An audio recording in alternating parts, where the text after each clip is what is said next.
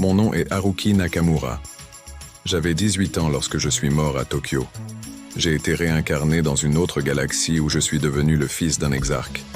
Désormais, je suis Guillaume Afetian, et voici mon histoire. Ce soir-là, à la table du domaine familial, mon père ne nia rien. Il ne confirma pas tout non plus.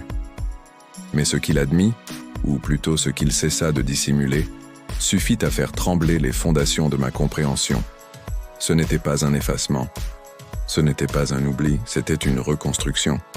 L'histoire officielle du royaume, avec ses avancées séculaires, ses guerres spatiales, ses pactes millénaires, ses souverains héroïques et ses exodes interstellaires. Tout cela avait été patiemment reconstitué.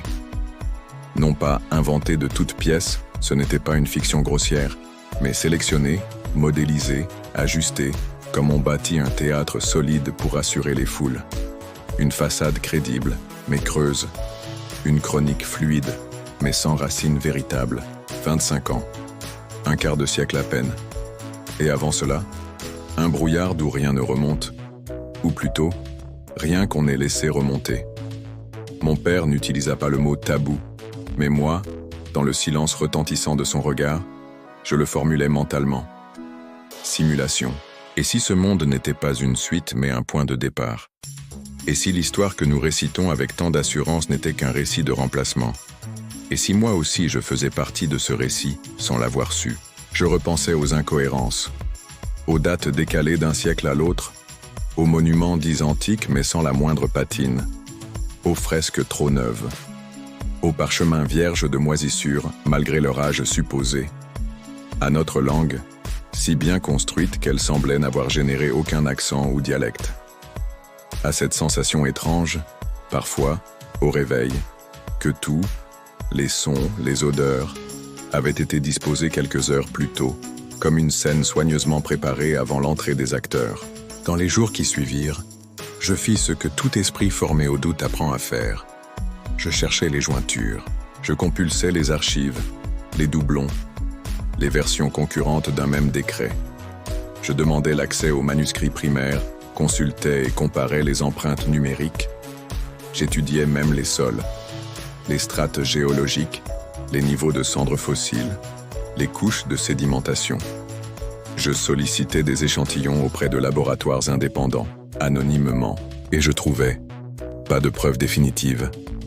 Pas encore, mais des failles, des répétitions, des motifs récurrents dans les versions dites authentiques, une syntaxe trop parfaite, des variations trop calibrées. Cela dépassait mon rôle, cela dépassait mon rang. Mais Athanase, le 6e prince, n'était pas un homme à fuir les dissonances. Il voyait, il comprenait, il ne me questionna jamais, mais il me laissa poursuivre, il me laissa penser. Ce fut sa façon d'approuver. Dès lors, je fus seul à marcher sur la glace fine du mensonge fondateur. Seul à sonder ce qui devait rester dissimulé. Seul à entendre, dans le silence calculé des palais, le grondement lointain d'un commencement que nul ne voulait assumer. Je n'étais plus seulement un fils d'exarque. Je n'étais plus seulement un Japonais réincarné dans une galaxie oubliée. J'étais devenu un témoin. Et les témoins, dans l'histoire de l'humanité, ne vivent pas toujours très longtemps quand le secret qu'ils portent pourrait effondrer le récit commun.